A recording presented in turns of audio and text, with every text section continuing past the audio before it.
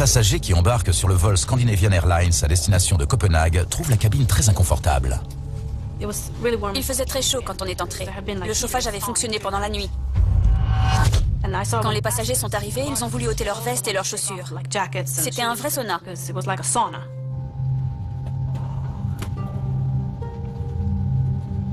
Vous pouvez baisser le chauffage?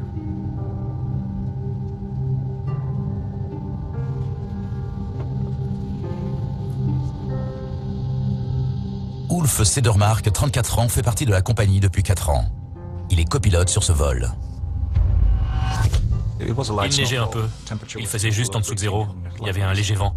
Nous devions aller à Copenhague, puis à Varsovie, puis de nouveau à Copenhague, et enfin à Barcelone. Une longue journée de travail. Le pilote danois Stefan Rasmussen vient d'achever la visite pré-vol extérieure. Ce matin, c'est lui qui est aux commandes. Pendant ces 12 ou 13 heures où j'étais assis dans l'avion, j'ai toujours eu l'impression de le porter sur mes épaules, comme un sac à dos. Et à chaque décollage, nous ne faisions plus qu'un. L'appareil que Rasmussen endosse aujourd'hui est un DC-9 tout récent, facilement reconnaissable à ses 2 moteurs arrière. Maintenant, tout le monde sait que cette porte reste ouverte. Oui. Même avant les menaces terroristes, la porte du cockpit était rarement ouverte en vol. Cette habitude est l'une des nombreuses raisons pour lesquelles Rasmussen est si apprécié de l'équipage et des passagers. J'ai toujours laissé cette porte ouverte, car j'ai constaté que si les gens voyaient une présence humaine dans le cockpit, ils étaient en confiance. Je trouvais ça agréable. On a plus de contact qu'avec la porte fermée. Le vol est retardé par la neige, mais Stefan Rasmussen ne compte pas sacrifier la sécurité. Où en est le dégivrage? Les ailes ne sont pas terminées, il faut encore faire le dessus. Merci. À la demande du commandant, les équipes au sol ont déjà dégivré l'avion une fois. Elles font maintenant un second passage. Ça s'est prolongé. Ils avaient du mal à déneiger le dessus des ailes. On avait donc un peu de retard pour rejoindre notre piste. Pour le commandant de bord, Per Holmberg, pilote sur DC-9 dans la même compagnie, ce retard relève de la routine. Il voyage comme passager et doit assurer un vol plus tard dans la journée. Chers passagers, ici votre commandant de bord. J'espère que vous avez passé un bon Noël. Nous faisons déblayer la neige qui est tombée cette nuit sur les ailes, et ensuite nous pourrons décoller pour des latitudes plus clémentes.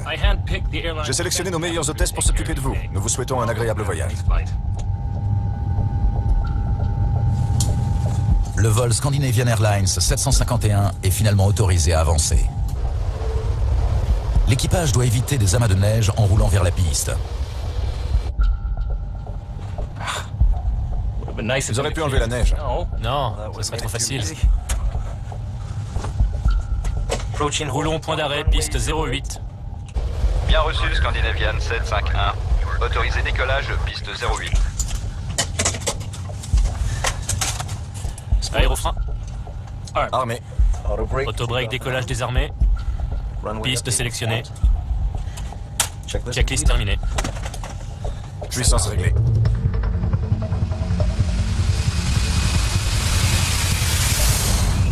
Malgré les conditions hivernales, le décollage se passe bien. V1, rotation.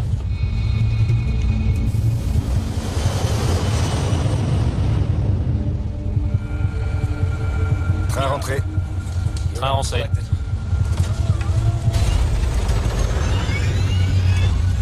Quand Ulf a tendu le bras, j'ai entendu un bruit inhabituel.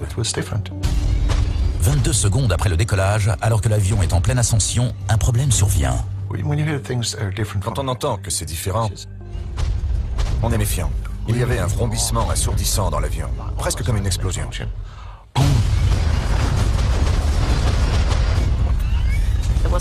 y a eu une autre détonation. J'étais surprise, je n'avais jamais entendu ça.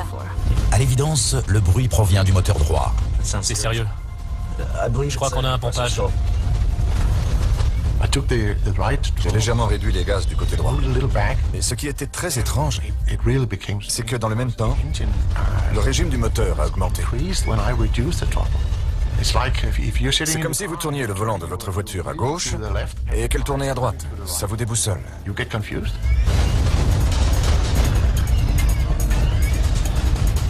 On n'est pas censé appeler le cockpit à cet instant, mais je devais parler au commandant de bord. Stefan Rasmussen ne répond pas à l'appel. Il est trop occupé à essayer de comprendre ce qui arrive à son avion. Je ne voyais rien de suspect sur mes instruments. Ils indiquaient des valeurs stables et normales. Mais j'entendais toujours ce vrombissement incessant. Il cherche des signes d'attentat ou de défaillance structurelle. J'ai vérifié la pression de la cabine. Parce que quand une bombe explose, ou quand une porte cargo est arrachée, cela entraîne une décompression. La pression de la cabine reste stable. Votre ceinture. Mais l'équipage a une autre inquiétude. Ça fumait et ça sentait le brûler. Qu'est-ce qu'on fait? À seulement 200 pieds d'altitude, la situation s'aggrave. Le moteur droit s'arrête. Après un peu plus d'une minute de vol, le moteur de droite s'est arrêté.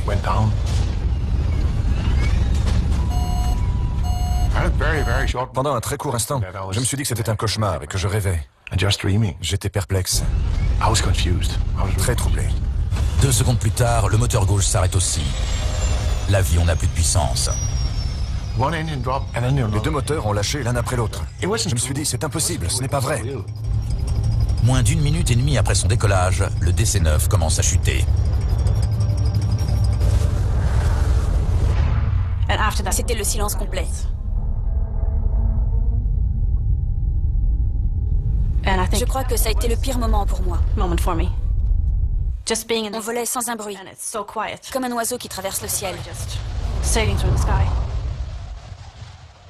Ensuite, j'ai eu peur.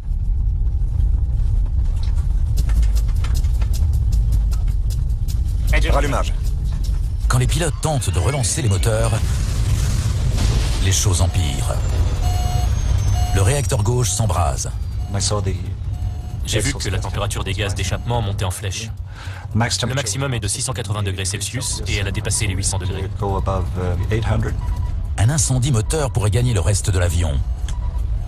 Je tire? Si le copilote actionne les extincteurs du moteur gauche, il sera impossible de le relancer. Il tire tout de même sur la poignée. De son siège, le commandant Holmberg voit que l'équipage est en difficulté.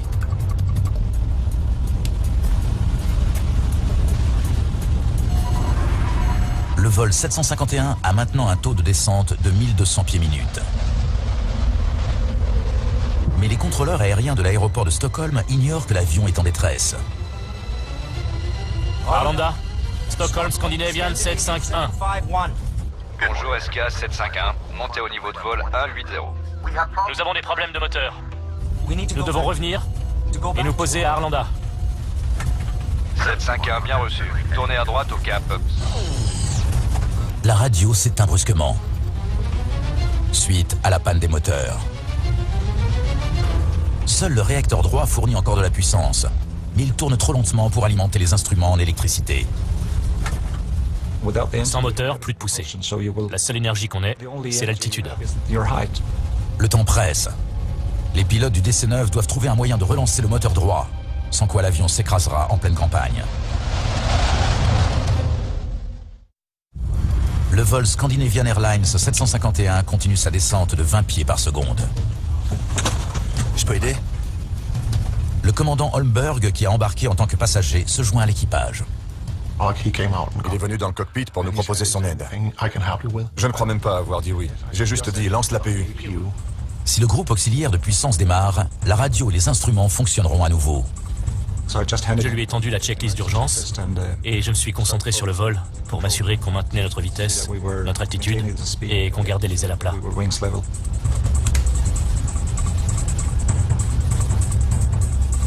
Il a pu démarrer le groupe auxiliaire de puissance et mes instruments se sont rallumés. Mais le tableau de bord du commandant Rasmussen reste éteint. Stefan a réussi à piloter l'avion à l'instinct. La lumière se rallume aussi en cabine. Mais c'est une maigre consolation pour les passagers qui se savent maintenant en danger de mort. Le contrôle aérien de Stockholm demande aux pilotes de revenir à l'aéroport. Scandinavian 751, pouvez-vous tourner à droite au cap 090. Guidage radar pour 0-1. Mais l'avion n'est plus qu'à 1600 pieds du sol. Et les efforts du copilote pour le ressusciter restent sans effet. Bien reçu. Nous maintenons notre cap et nous essayons de redémarrer les moteurs. Rebrousser chemin pour revenir à Stockholm pourrait s'avérer catastrophique. Je sentais que si je faisais demi-tour, on décrocherait. Un demi-tour fait perdre beaucoup d'énergie. Le plus sûr, c'est de voler tout droit avec les ailes à plat. Ça économise l'énergie liée à l'altitude et ça permet de maintenir la vitesse. Maintenez 2000 pieds. Nous ne pouvons pas maintenir 2000 pieds. Nous sommes actuellement à 1600 pieds et nous sommes en descente. Per Holmberg veut que le commandant Rasmussen trouve un terrain où atterrir. Regarde droit devant.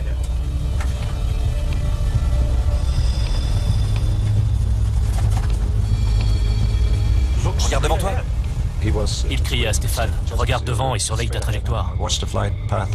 On va atterrir en urgence. Atterrissage d'urgence. Baissez-vous! Baissez-vous! Baissez-vous! Je ne sais pas combien de fois on a répété « Baissez-vous ». Attachez vos ceintures. Pendant que les passagers s'attachent, Rasmussen se demande où atterrir. Regarde devant toi.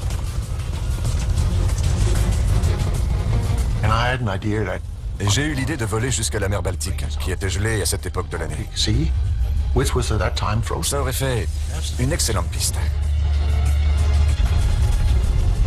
Mais sans pouvoir rien faire, il voit son appareil glisser au-dessus d'une forêt dense. J'ai vu cette zone verte et j'ai aperçu un petit point clair au milieu de la forêt. Mais ça semblait vraiment juste. Tourne à droite. À droite. À 500 pieds d'altitude, le commandant Rasmussen cabre l'avion pour le ralentir, espérant amortir l'impact avec le sol. La cime des sapins paraissait très souple. Je m'en suis servi comme d'un oreiller. J'abaisse le train. Oui, sors-le. Mettez la tête sur les genoux. Je me suis préparée au choc. Un atterrissage d'urgence sans moteur, je savais que ce serait violent. Stockholm Scandinavian 751, nous allons nous écraser. Je n'ai pas eu peur tout de suite, mais quand on a touché les arbres, j'ai su qu'on n'y arriverait pas. Je n'ai pas pensé, je vais mourir. Je le savais, j'ai même prié.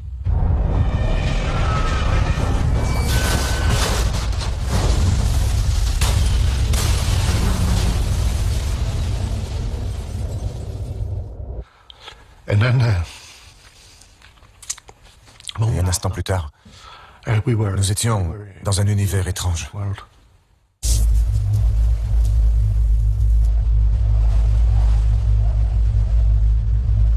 Après l'arrêt complet, j'ai senti l'odeur du kérosène. Je me suis dit, on va sauter. J'ai regardé autour de moi et j'ai vu la neige. Il y avait un trou dans le fuselage, juste en face de la cuisine arrière, et on pouvait sortir par là.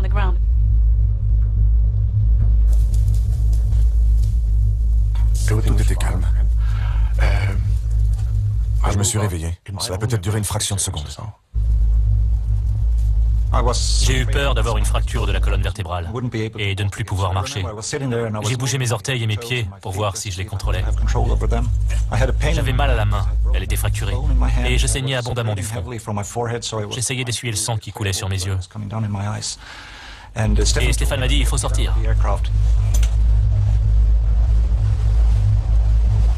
Les pilotes craignent que l'avion ne prenne feu après avoir creusé un sillon de 125 mètres de long dans la forêt de pins. Des dizaines de passagers sortent par les brèches dans le fuselage. Mais le commandant Per Holmberg est inconscient. Tout est allé si vite que personne n'a compris ce qui se passait. Alors je suis restée avec un groupe de passagers. Mais j'ai eu l'impression que les secours étaient longs à venir. Les secours arrivent. Heureusement, aucun feu ne se déclare. Mais beaucoup de passagers ont ôté leurs vêtements d'hiver en entrant dans la cabine surchauffée et il commence à être transit froid. La plupart étaient en chemise ou en t-shirt. Ils portaient des vêtements très légers. Certains n'avaient pas de chaussures. Ils sont en danger d'hypothermie. Alors, j'ai pris soin d'eux. Je l'ai peut-être aussi fait pour moi. J'avais besoin de chaleur humaine. C'était réconfortant de réconforter les autres.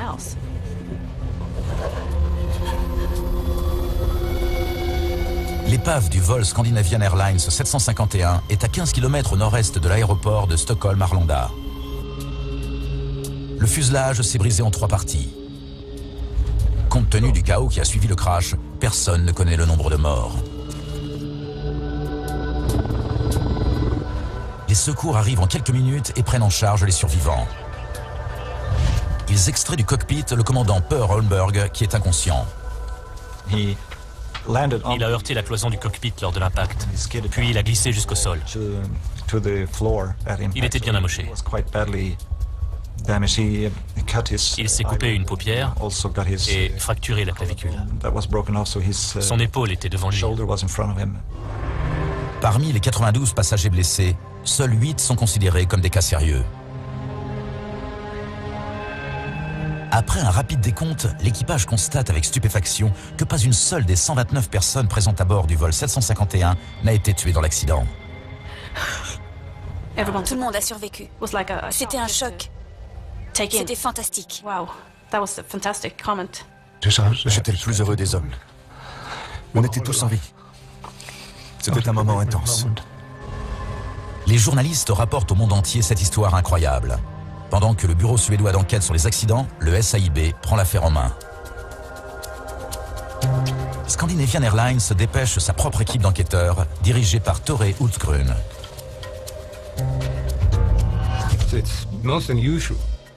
Il est très rare qu'un avion s'écrase dans les bois et que tout le monde survive. Je n'avais jamais entendu ça. La police bloquait l'accès au site du crash, dans un rayon d'une centaine de mètres autour de l'épave. L'appareil était entier, rien n'avait volé. Il y avait plein d'indices exploitables. Henrik Elinder du SAIB est chargé d'analyser ces indices. Nous avons commencé à documenter le site de l'accident en photographiant la trajectoire de l'approche finale à travers les bois, ainsi que les débris qui étaient dispersés un peu partout. Les 2 boîtes noires qui enregistrent les conversations dans le cockpit et les paramètres de vol sont retrouvées tout de suite.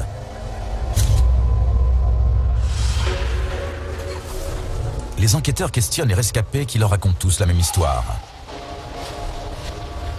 Dites-moi ce que vous avez vu et entendu. Des déflagrations ont retenti peu après le décollage. De la fumée a envahi la cabine. Les 2 réacteurs se sont finalement arrêtés et l'un d'eux s'est enflammé. Un biréacteur n'est vraiment pas censé perdre ses 2 moteurs simultanément. Les turboréacteurs Pratt et Whitney sont envoyés dans un atelier de Scandinavian Airlines pour y être inspectés de plus près. Les enquêteurs sont impatients de parler au commandant Rasmussen. Mais la compagnie réserve ses premières déclarations aux médias. Première question, qu'avez-vous pensé quand les moteurs se sont arrêtés? Ça prendrait une éternité de tout vous raconter. Normalement, les témoins clés, comme l'équipage, doivent être mis en quarantaine, jusqu'à ce qu'ils rencontrent les enquêteurs. Les médias européens présentent le commandant Rasmussen comme un héros qui a réussi à poser un DC-9 sans moteur. Mais les enquêteurs n'excluent pas que lui-même ou son copilote ait pu commettre des erreurs qui soient à l'origine de l'accident. L'honneur et la gloire reviennent toujours au commandant de bord, mais les mésaventures aussi.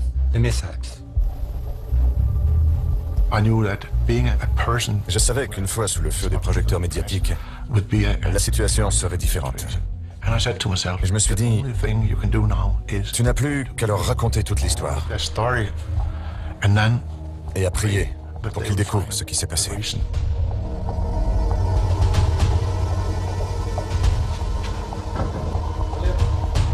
Lars Lindberg est enquêteur délégué de la SAPA, l'association suédoise des pilotes de ligne. Il cherche sur l'épave des signes de défauts mécaniques ou structurels.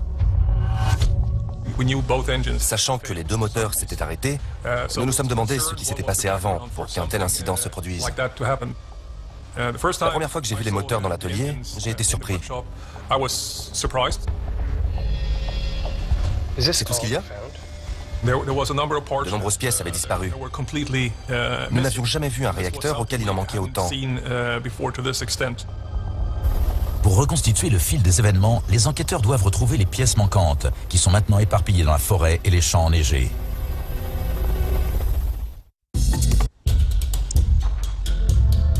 Un examen minutieux des moteurs du DC-9 permet de recenser toutes les pièces qui leur font défaut.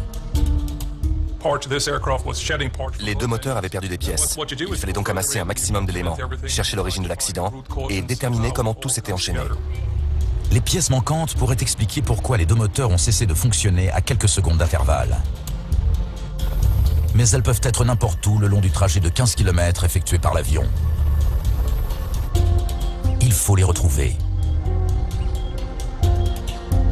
Grâce à l'enregistreur de paramètres de vol, les enquêteurs retracent l'itinéraire du DC-9 pour voir où les pièces auraient pu tomber.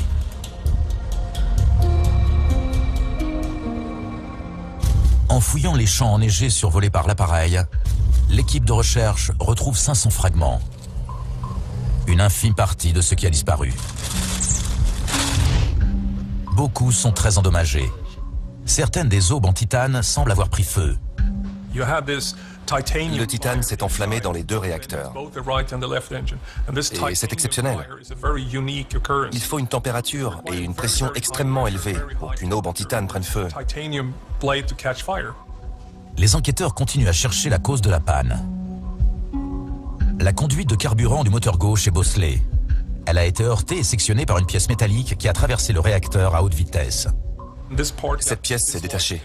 Elle a rompu la conduite de carburant et le kérosène s'est répandu sur le moteur chaud. À l'évidence, le moteur se désintégrait en vol. C'est sérieux.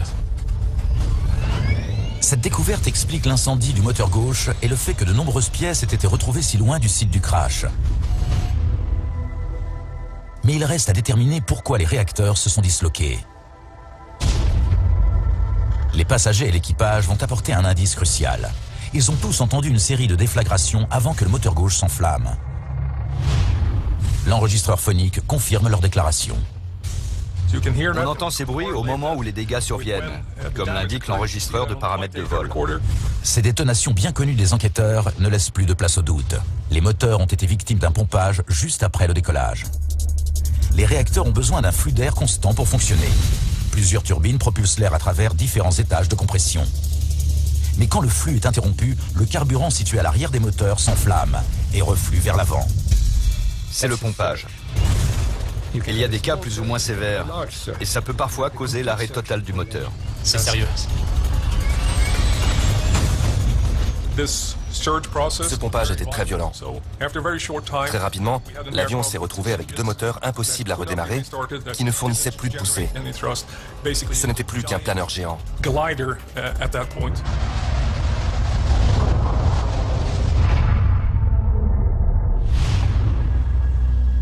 Un examen approfondi des aubes des turbines avant explique le pompage. Elles sont tordues. Cette déformation les a empêchés d'acheminer l'air efficacement vers l'arrière des réacteurs. C'est cette torsion des aubes qui a tout déclenché. Le flux d'air a été perturbé. La turbine s'est mise à pomper en entraînant une série de dysfonctionnements. Le pompage du compresseur, puis la suite d'événements qui a mené à l'arrêt des deux moteurs. Mais qu'est-ce qui a tordu les aubes? Il y a un moyen de le savoir. À l'aspect des dégâts, on peut voir si c'est dû à un caillou, à une pièce de caoutchouc ou à un fragment de glace. La glace laisse des marques très singulières, des petites bosselures. L'analyse des dégâts subis par les aubes démontre qu'elles ont été percutées par de la glace.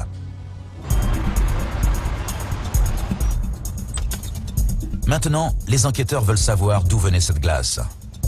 Bulletin météo des 24 heures qui ont précédé le crash. Ils savent qu'il a plu et neigé sur Stockholm quelques heures avant le décollage du vol 751. La température oscillait autour de 0. Il y avait eu du crachin, de la neige et de la pluie dans la matinée. Ils apprennent que l'avion était arrivé de Zurich la veille au soir avec un niveau de carburant supérieur à 50%. Ils avaient beaucoup de carburant dans les ailes en prévision d'un éventuel déroutement. La température du kérosène avoisinait les moins 20 degrés Celsius. Cette nuit-là, les conditions étaient propices à la formation de glace transparente sur les ailes. Il y avait du carburant très froid sur la face supérieure de l'aile. La température a chuté pendant la nuit, il a neigé, puis plu, puis à nouveau neigé. Et ça a formé un millefeuille. De la glace, de la neige fondue et au-dessus de la neige fraîche. Il y en avait une dizaine de centimètres sur les ailes le matin. La responsabilité du dégivrage incombe en dernier ressort au commandant de bord. Rasmussen est formel, il savait que les ailes étaient couvertes de neige. Les enquêteurs se demandent s'il a tout fait pour s'assurer que son avion était totalement exempt de glace. Le pilote affirme qu'il a demandé aux techniciens un dégivrage complet.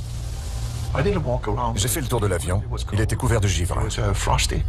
Voyant qu'il restait du givre sur les ailes, le chef d'équipe a ordonné à ses hommes de faire un second passage. J'étais convaincu que l'avion était prêt. Et lui aussi en était sûr. Où en est le dégivrage? Les ailes ne sont pas terminées, il faut encore faire le dessus. L'enregistreur phonique confirme les déclarations du pilote. Ils ont bien nettoyé sous les ailes? Oui, oui. Ils ont fait un passage, ils ont regardé le résultat et ils ont passé une deuxième couche. Au total, 850 litres de dégivrant ont été pulvérisés sur l'avion. Mais peut-être n'était-il pas assez concentré pour faire fondre l'épaisse couche de glace qui s'était formée sur les ailes pendant la nuit. Des techniciens analysent des échantillons du fluide utilisé sur le DC-9. Rien de concluant. Les liquides employés étaient tout à fait normaux. Mais en interrogeant l'équipe de maintenance qui a travaillé sur l'avion, les enquêteurs se demandent si les opérateurs de dégivrage ont été assez consciencieux. L'équipe au sol affirme qu'après son passage, les ailes semblaient impeccables. Mais les apparences étaient trompeuses. Ça semblait parfait, parce que la glace transparente qui se trouvait sur les ailes était invisible. Un technicien avait inspecté l'avant de l'aile sans voir de glace. Il ne pouvait pas savoir qu'il y en avait un peu plus loin, hors de sa portée. Le règlement ne prévoyait pas d'escalier pour monter sur l'aile depuis la plateforme de dégivrage. La surface paraissait lisse et brillante, mais il restait quelques centimètres de glace sur l'aile au moment du décollage. Dès que l'avion prend son envol, les problèmes commencent. Sur le DC-9, les moteurs se trouvent derrière les ailes. Quand le train avant a quitté le sol, les ailes se sont courbées pour supporter le poids de l'avion. La glace s'est brisée et elle a été aspirée par les réacteurs. L'impact endommage les aubes des premières turbines et finit par provoquer un pompage des moteurs. Personne ne pensait que ça puisse arriver. Et pourtant. Quand de la glace se détache des ailes, cela ne pose pas de problème à la plupart des avions. Mais en raison de leur disposition, les moteurs du DC-9 sont plus vulnérables aux projections. Cependant, les réacteurs Pratt et Whitney de l'appareil accidenté ont été conçus pour résister aux ingestions de glace. La cause de la catastrophe est donc ailleurs.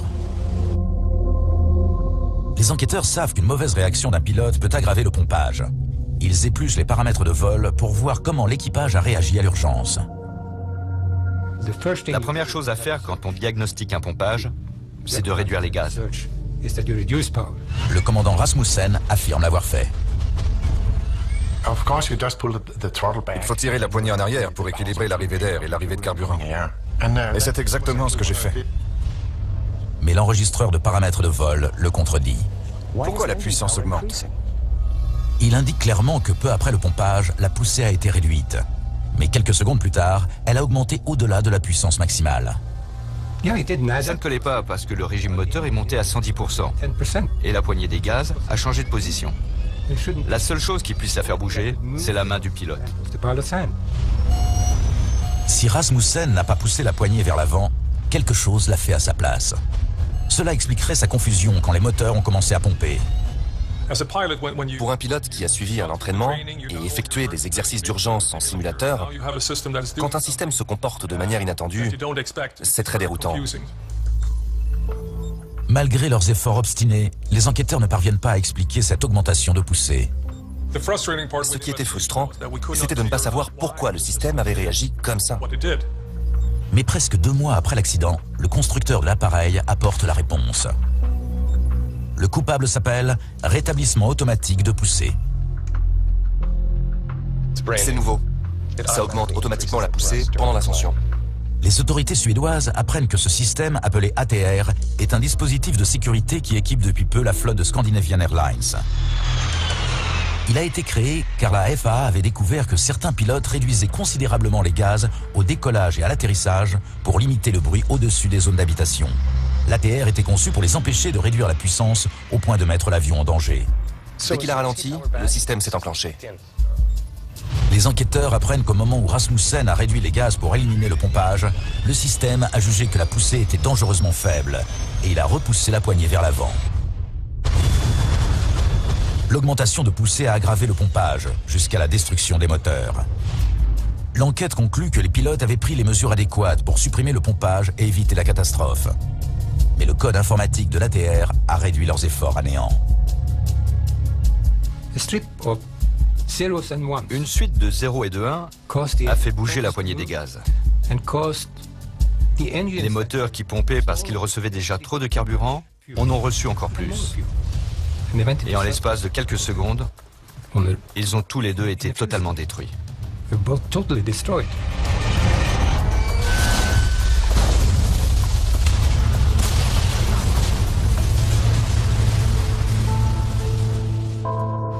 Le système était si récent chez Scandinavian Airlines que personne n'en avait entendu parler.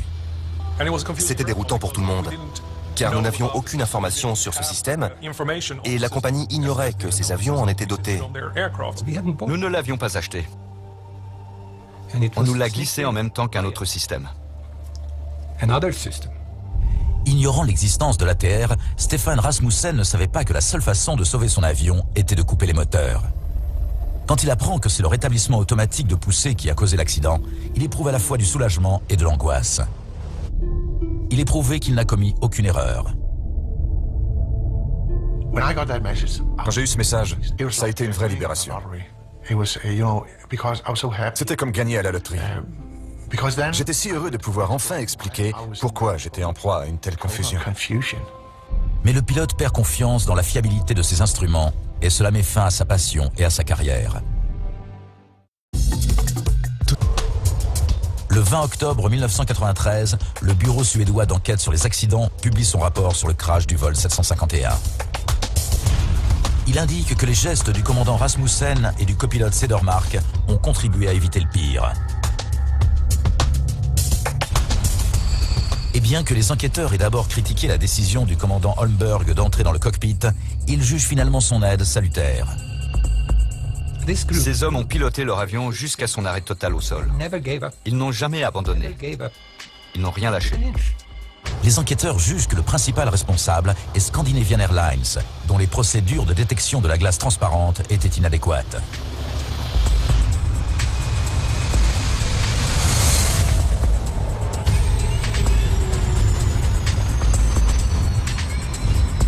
Je crois qu'on a un pompage. Le rapport condamne aussi le fait que les pilotes ignoraient l'existence du rétablissement automatique de poussée et sa réaction en cas de pompage. S'il n'y avait pas eu d'ATR pour repousser la poignée vers l'avant, l'accident n'aurait pas eu lieu. C'est un peu étrange qu'on n'ait pas eu toute la documentation qui nous aurait permis de savoir à quoi nous attendre dans ce cas de figure. Suite à l'accident, Scandinavian Airlines a commencé à former ses pilotes à l'utilisation du système ATR. Des mesures ont aussi été prises pour s'assurer de l'absence de glace transparente au décollage. Nous avons changé toutes les procédures, fourni des escaliers aux techniciens et ajouté au règlement l'obligation de monter sur l'aile et de la toucher de la main pour vérifier qu'elle est dégivrée. Après sa convalescence, le copilote Ulf Cedermark est remonté dans le cockpit. Je n'ai pas eu l'impression que je ne serais plus capable de piloter un avion. Quoi qu'il arrive, je sais que je peux encore voir les choses telles qu'elles sont. J'aime toujours mon métier, et si un problème survient, je peux y faire face. Mais le retour de Stefan Rasmussen a été beaucoup plus difficile. Puissance réglée. J'ai vu un psychologue très qualifié, et nous avons parlé de mon aptitude à revoler. Il savait que ce serait une décision difficile. Train rentré.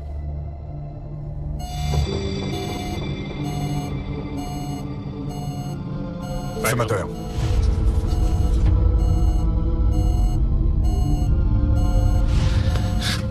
Malgré des heures de simulateur, Rasmussen n'a pas repris confiance en son avion. Désolé. En situation de crise, Il faut qu'il y ait une parfaite osmose entre l'homme et la machine. Je sentais vraiment que je n'avais plus confiance en l'avion. Les pilotes s'estiment souvent responsables de tout ce qui se passe mal. Ils sont couverts de gloire, mais endossent trop de responsabilités. Avec une aide psychologique adaptée, près de 90% des pilotes impliqués dans un accident arrivent à revoler. Mais bien que le commandant Rasmussen ait suivi un traitement, sa carrière s'est achevée avec le crash du vol 751. Prendre la décision d'abandonner mon métier de pilote, c'était comme contempler la femme de ma vie et parvenir à la conclusion que je devais la tuer.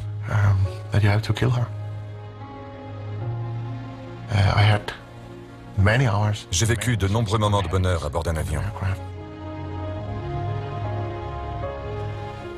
J'aimais mes passagers et mon avion.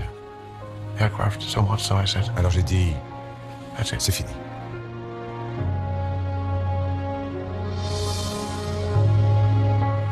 Je n'ai jamais regretté. Je crois que j'ai bien fait.